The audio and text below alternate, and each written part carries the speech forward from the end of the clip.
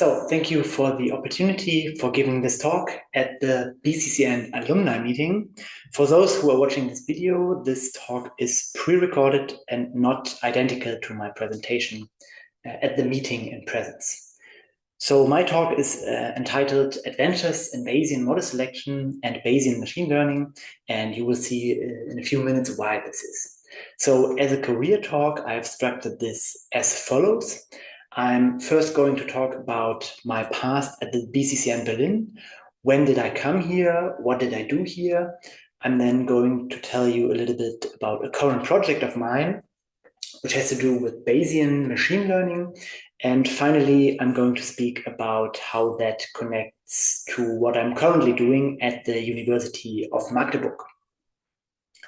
So before joining the BCCN Berlin, I studied at the University of Magdeburg. I started studying in an interdisciplinary program called Philosophy, Neuroscience, Cognition. And because there was no master program when I finished this in 2010, I decided to do a master in integrative neuroscience, but also did a master in philosophy of mind in parallel at the same university. After that, I went to Berlin and started my PhD in computational neuroscience at the BCCN Berlin, working in John Dylan Haynes' lab, but mostly with my colleague Carsten Ahlefeld. So during my lab rotations and internships belonging to the bachelor's and master's program, I already noticed that I'm always more interested in the methodological rather than the empirical aspects of the work. So questions like, how do we do data analysis? What kind of models do we use? And how do we do model comparison, for example? That's why I decided to do a methodological project as part of my PhD and worked on methods for model selection for first-level fMRI analysis. So the fMRI data belonging to a given psychological experiment can typically be described using a variety of different models, which are here indexed from 1 to n, and using a combination of Bayesian GLM estimation and cross-validation, we came up with those voxel-wise cross-validated log model evidence maps. So the log model evidence is the most important model quality criterion in Bayesian inference, and this then gives you the model quality for each region in the brain.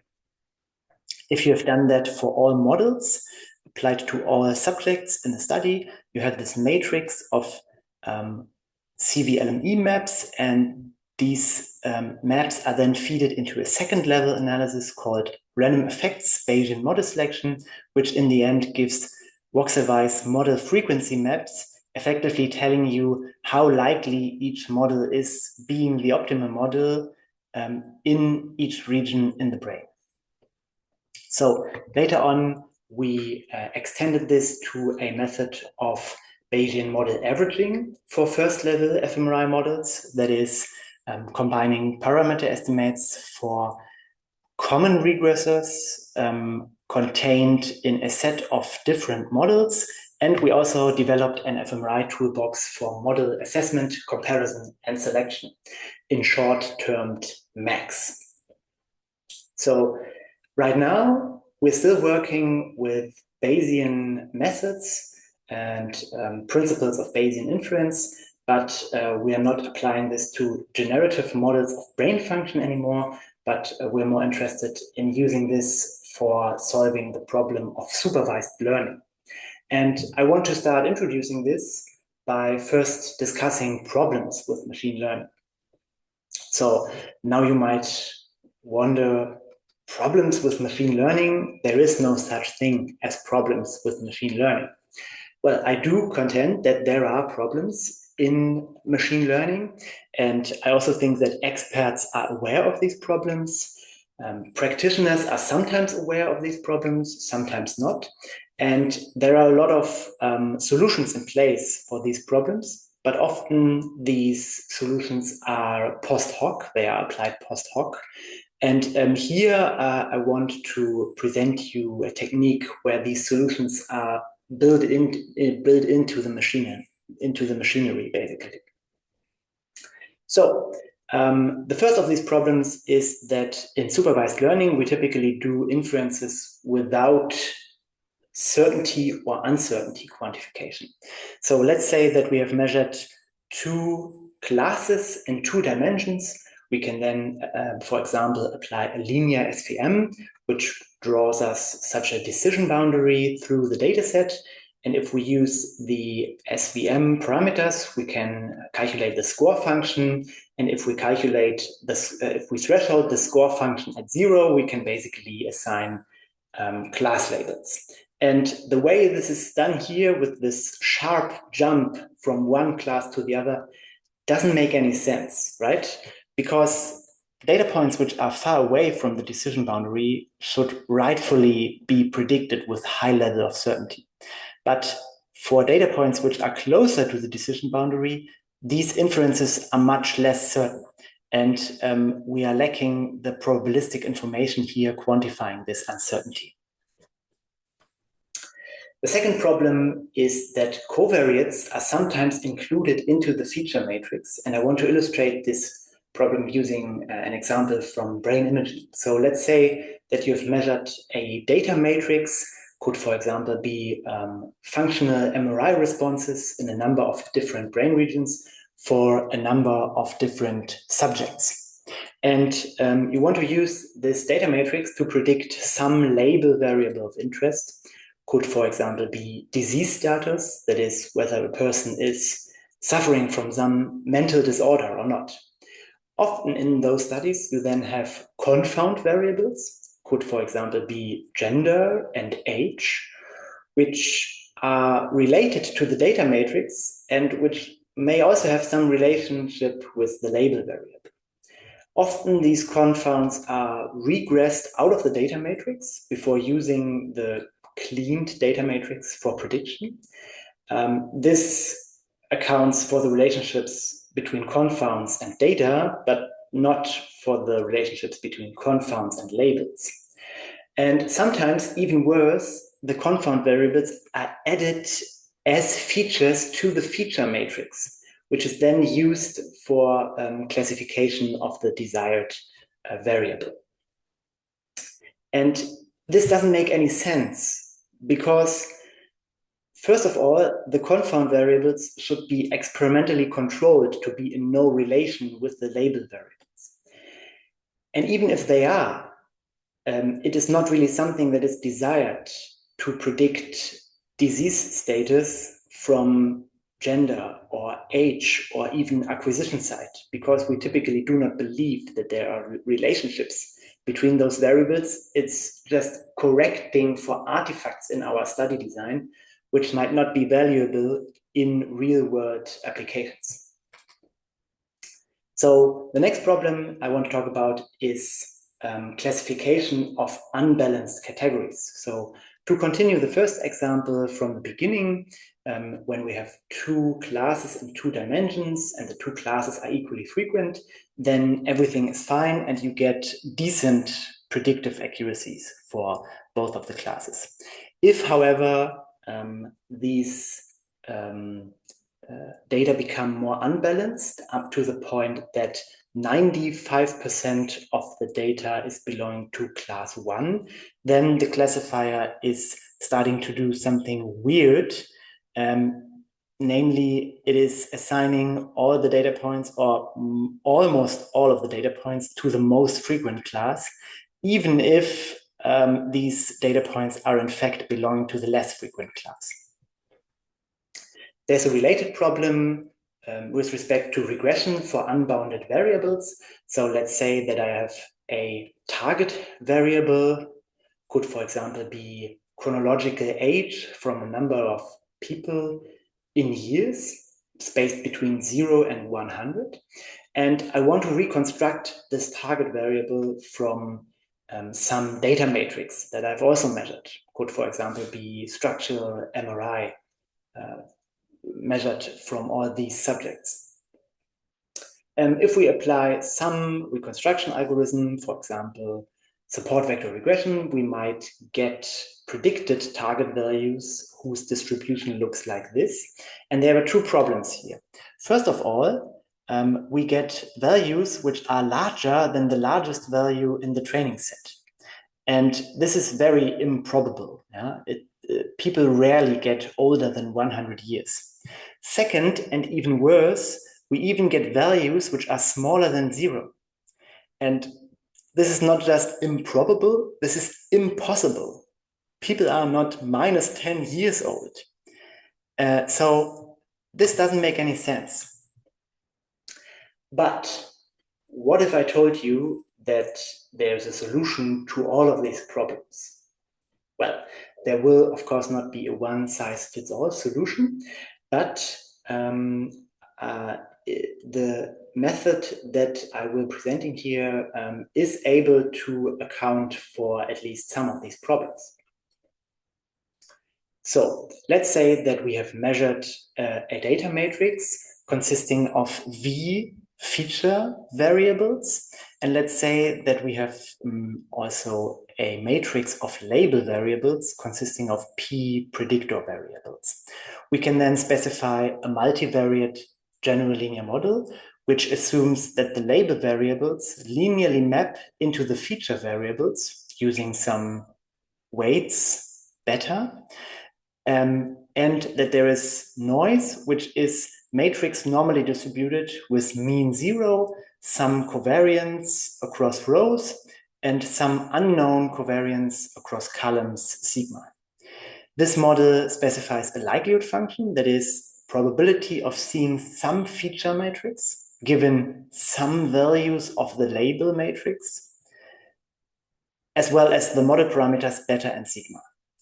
So the idea is now to do a fully Bayesian treatment of the model and reciprocally estimate the model parameters and the label variables. In the first step of this, which we could refer to as the training data, the label variables are known and the model parameters are unknown. So we estimate them using a posterior distribution. In the second step, which is characterized by a single test data point, y2. The model parameters are known because we have just estimated them, but the label variables are unknown because this is a new test data point. So we refer to this reciprocal relationship between training and test as multivariate Bayesian inversion. And in the test set, we compute marginal likelihoods of the test data points given only the label variables. And if we have prior information about the label variables in form of some probability distribution, we can turn those marginal likelihoods into posterior distribution over the label variables. So here's how that works in practice. In classification, the matrix of label variables is a categorical matrix consisting of zeros and ones and indicating which observation is belonging to which class, plus optionally some covariates. We can estimate the parameters of this model, and then in the test set, we perform Bayesian model comparison between one model which is asserting that this belongs to class 1, one model which is assuming that this new data point belongs to class 2, and one model which says it's class 3.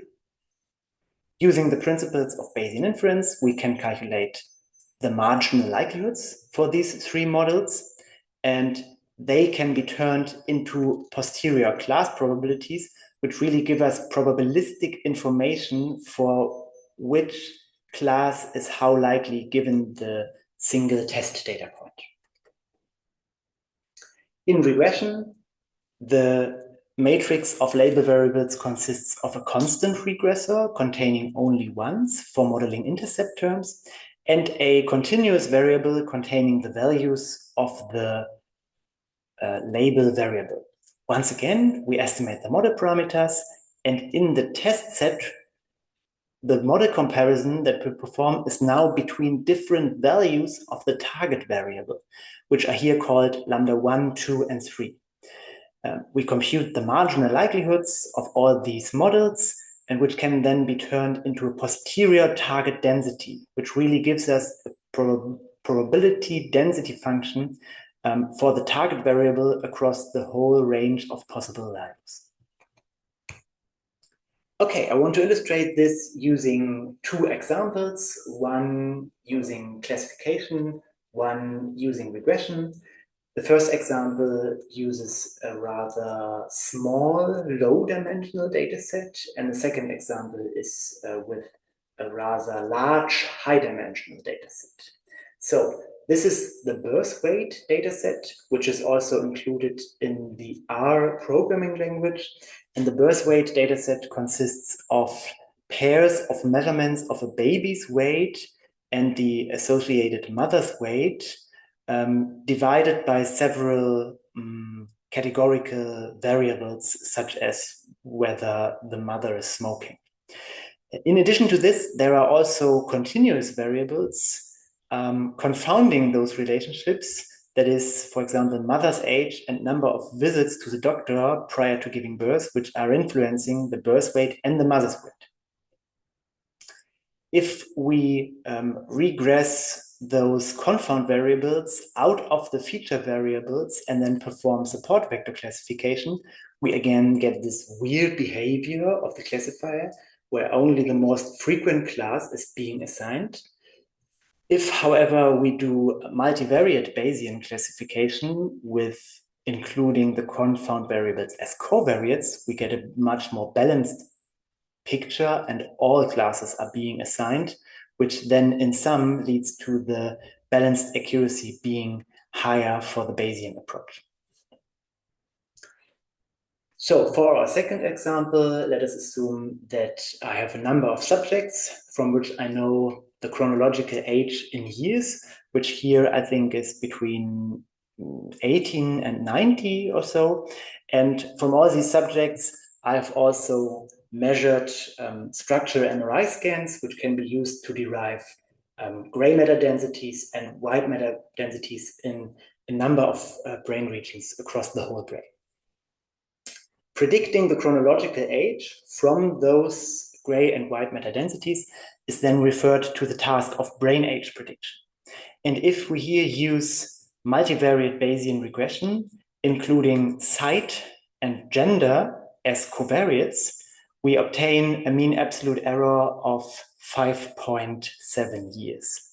If we use support vector regression with site and gender as features, which doesn't make any sense, we end up with a mean absolute error of around 7 years. Moreover, the distribution of predicted chronological ages is much more similar to the distribution of those values in the training set when using the Bayesian approach as compared with SVR. In addition, when we use a prior distribution that is more ecologically valid than the uniform prior over chronological age, such as these two prior distributions, we can even more reduce the mean absolute error down to 4.7 years. So this probably all sounds too good to be true, and therefore I have to make a disclaimer at this point. So the simple model that I've presented here, of course, lacks some of the capabilities that currently leading ML methods have, such as deep neural networks, especially dealing with nonlinear relationships between feature and label variables. So if you are doing scientific research and you want probabilistic and interpretable forward models, allowing for uncertainty in the label variables, inclusion of covariates and prior information, then you should definitely have a look into multivariate Bayesian inversion. If, however, you don't care about the relationships between variables and you simply want to maximize predictive accuracy, then you can, of course, very well continue with your deep learning enterprises. Okay, so we have written that up. It's available as a preprint from bioRxiv. We have also uploaded the MATLAB and Python code to GitHub. And in the paper, you will find more examples in addition to the ones that I presented here. So this brings me back to what I'm currently doing. After I finished my PhD in 2017, I started working as a postdoc at the BCCN Berlin, doing mostly visual reconstruction from fMRI and methods for multivariate pattern analysis. I then did a postdoc at the German Center for Neurodegenerative Diseases in Göttingen, where we were working with memory, fMRI, and Alzheimer's disease. I also had a brief stay at the MPI Leipzig, where we were working on numerosity perception with 7 Tesla MRI.